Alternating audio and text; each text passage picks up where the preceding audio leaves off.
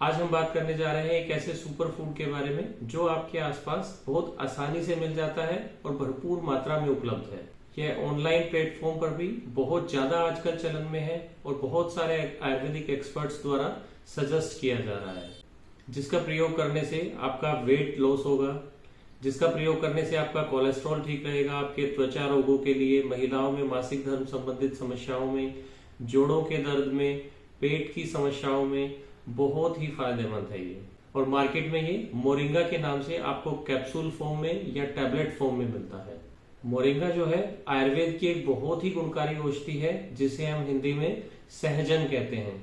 बिल्कुल दोस्तों, ये मोरिंगा कोई नई चीज नहीं है, ये सहजन ही है जो हमारे घर के आसपास बहुत आसानी से उपलब्ध है। सहजन का बॉटनिकल नेम मोरिंगा ओलिफेरा है और इंग्लिश में हम इसे ड्रमस्टिक प्लांट भी कहते हैं। हम भारतीय लोग अपने भोजन में सहजन का प्रयोग बहुत लंबे समय से करते आ रहे हैं, जैसे सहजन की फली, सहजन के पत्ते, सहजन का फूल, इन सब का प्रयोग हम भोजन पकाने में करते हैं। आयुर्वेद के ग्रंथों में भी सहजन के विभिन्न भागों के अलग अलग औषधीय प्रयोग बताए गए हैं। और अगर मॉडर्न साइंस के हिसाब से देखें तो सहजन यानी मोरिंगा में vitamin B12, B6, potassium, magnesium, calcium ये सब प्रचुर मात्रा में उपलब्ध है और इसलिए इसे सुपर फूड कहा जाता है। तो इस वीडियो में हम जानेंगे सहजन यानी मोरिंगा की प्रयोग करने की सही विधि क्या है, इसके लाभ के बारे में जो आयुर्वेद के ग्रंथों में बताए गए हैं। इस वीडियो में मोरिंगा यानी सहजन के बारे में जो भी कुछ आपको मैं बताऊंगा वो आयुर्वेद के ग्रंथों के अनुसार होगा, यानी बिल्कुल आयुर्वेद के ग्रंथों के अनुसार जो प्रमाणिक जो चीजें हैं वो आप तक मैं पहुंचाने की कोशिश करूंगा। यानी आयुर्वेद के ग्रंथों में इसके बारे में क्या बताया गया है, यानी इसके गुण धर्म के बारे में, इसके वात पित्त कफ जो दोष है हमारे उनके ऊपर क्या क्या प्रभाव होते हैं उसके बारे में, और किस प्रकृति के लोगों को इसका सेवन नहीं करना चाहिए और इसके प्रयोग के दौरान हमें क्या क्या सावधानी रखनी चाहिए। तो यदि आप मोरिंगा के बारे में जानने के लिए उत्सुक हैं तो इस वीडियो के साथ अंत तक बने रहिए। नमस्कार, आपके साथ मैं हूं डॉक्टर अनुराग। तो चलिए हम जानते हैं आज मोरिंगा के बारे में। मोरिंगा के गुणधर्म के बारे में बात करें तो यह लघु, रूक्ष, तीक्ष्ण है, यानी यह जल्दी पचने वाला है, रूखापन लाने वाला है, तीक्ष्ण है, रस में कटु और वीर्य में उष्ण यानी गर्म तासीर वाला है। दोषों की अगर बात की जाए तो यह वात और कफ को कम करने वाला है, लेकिन यह पित्त को बढ़ाने वाला होता है। तो पित्त प्रकृति वालों को या फिर जिन व्यक्तियों को पित्त दोष के कारण व्याधियां हैं उन लोगों को ये बहुत सावधानी पूर्वक प्रयोग करना चाहिए और उनको आयुर्वेद चिकित्सक से परामर्श करके ही इसका प्रयोग करना चाहिए। यदि हम सहजन को सही मात्रा में और सही विधि से अगर प्रयोग करते हैं तो हमें इसके क्या क्या फायदे मिल सकते हैं इसके बारे में हम जानते हैं। इसका पहला जो फायदा है जोड़ों के दर्द में। आयुर्वेद के अनुसार शरीर में यदि हमें कहीं पे भी दर्द होता है तो वो वात दोष के कारण होता है और सहजन जो है वात का शमन करता है, यानी वात को कम करता है। तो शरीर में कहीं भी अगर दर्द है तो हमें उसमें इसका प्रयोग कर सकते हैं। यह सभी प्रकार के दर्द में यानी ऑस्टियोआर्थराइटिस, रोमेटॉइड आर्थराइटिस, जोड़ों में सूजन, जोड़ों में स्टिफनेस, सभी कंडीशंस में हम इसका प्रयोग कर सकते हैं। जोड़ों के दर्द में और इसके सूजन में यदि हम सहजन के पत्तों को पीसकर इसका लेप बनाकर हम दर्द पे और सूजन पे अगर हम लगाते हैं तो इसमें हमें बहुत फायदा मिलता है। और इसके पत्तों का जो चूर्ण है उसको भी अगर हम यूज करते हैं तो जोड़ों के दर्द में काफी फायदा मिलता है। यह हार्ट के लिए भी बहुत ही फायदेमंद है, हार्ट को बल प्रदान करता है।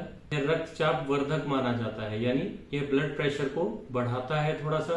तो जिन लोगों को बीपी कम रहता है उन लोगों को इसका प्रयोग फायदेमंद रहेगा, लेकिन जिनको पहले से बीपी रहता है, हाई ब्लड प्रेशर रहता है, वो लोग इसका प्रयोग सावधानी से करें। और जिन लोगों को कोलेस्ट्रॉल ज्यादा रहता है उनके लिए भी यह बहुत फायदेमंद है।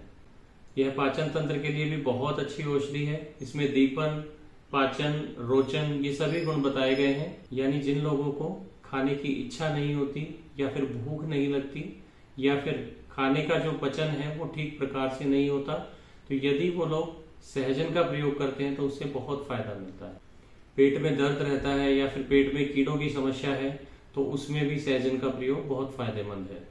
महिलाओं के मासिक धर्म से संबंधित जितनी भी समस्याएं हैं उसमें भी सहजन यानी मोरिंगा का प्रयोग बहुत फायदेमंद है। आयुर्वेद में सहजन को आर्तव जनन माना गया है, यानी जिन महिलाओं को मासिक धर्म कम आता हो या मासिक धर्म के दौरान दर्द होता हो, समय से नहीं आता है या फिर फ्लो बहुत कम रहता हो या पीसीओडी की समस्या होती है तो उसमें सहजन का प्रयोग बहुत ही फायदेमंद है। वात और कफ दोष के कारण होने वाले जितने भी चर्म रोग हैं उन सब में भी सहजन का प्रयोग बहुत गुणकारी है। सहजन में उष्ण और तीक्ष्ण गुण होने के कारण यह पसीने को बढ़ाने वाला है। तो ये तो हमने बात की सहजन का प्रयोग करने से होने वाले 5 फायदों की। अब हम बात करेंगे सहजन के प्रयोग करने की सही मात्रा कितनी है, यानी हमें कितनी मात्रा में सहजन का प्रयोग करना चाहिए। यदि हम इसकी छाल के काढ़े का प्रयोग करते हैं तो उसमें हम लगभग 2 गिलास पानी ले सकते हैं और 2 गिलास पानी में 2 चम्मच यानी 10 ग्राम के करीब इसकी छाल हम डाल के इसको उबालते हैं और जब वो उबाल के 1/4 रह जाए यानी 2 गिलास का आधा गिलास शेष रहे तो हम इसका प्रयोग कर सकते हैं। तो आधा गिलास यानी लगभग 40 से 60 ml के बीच में उसकी सहजन के छाल की काढ़े की सही मात्रा। यदि हम इसके बीज के चूर्ण का प्रयोग करते हैं तो इसके बीज के चूर्ण की सही मात्रा लगभग 1 ग्राम है। यदि हम सहजन के पत्तों के रस का प्रयोग करते हैं तो सहजन के पत्तों का रस 2 से 4 चम्मच के बीच में हम प्रयोग कर सकते हैं। सहजन की यदि हम फली का प्रयोग करते हैं तो उसको हम दाल में डाल के प्रयोग कर सकते हैं। सहजन की फली का हम सूप भी बना सकते हैं। यदि हम सहजन के पत्तों का प्रयोग करना चाहें तो इसके पत्तों की सब्जी भी बनाकर हम इसका प्रयोग कर सकते हैं। सहजन की पत्तियों का चूर्ण जो है वो आजकल मार्केट में कैप्सूल और टैबलेट के रूप में मार्केट में उपलब्ध है, लेकिन ये बहुत महंगे हैं। लेकिन यह हमारे आसपास बहुत आसानी से उपलब्ध है, तो हम इसकी पत्तियों को सुखाकर उसका चूर्ण बनाकर यदि हम प्रयोग करते हैं तो इसका चूर्ण आधी चम्मच की मात्रा में पानी के साथ दिन में 1 बार प्रयोग किया जा सकता है। तो अब हम देखते हैं कि सहजन का प्रयोग किन व्यक्तियों को या किस प्रकृति के लोगों को नहीं करना चाहिए। पित्त प्रकृति के जो लोग हैं या फिर जिन व्यक्तियों में पित्त दोष बढ़ा हुआ होता है उसमें हमें सहजन यानी मोरिंगा का प्रयोग बहुत सावधानी से करना चाहिए। ये उष्ण है यानी यह पित्त को बढ़ाता है और इसको विदाही बताया गया है यानी यह जलन उत्पन्न करने वाला होता है। इसलिए यदि सहजन का यदि आप प्रयोग कर रहे हैं और आपको इससे संबंधित कोई समस्याओं का सामना करना पड़ता है या फिर कोई परेशानी आपको महसूस होती है तो इसके शमन के लिए हम गाय का दूध या गाय का घी जो है वो इस्तेमाल कर सकते हैं। तो आपने देखा होगा कि मोरिंगा यानी सहजन जो है वो आपके लिए बहुत ही फायदेमंद औषधि है।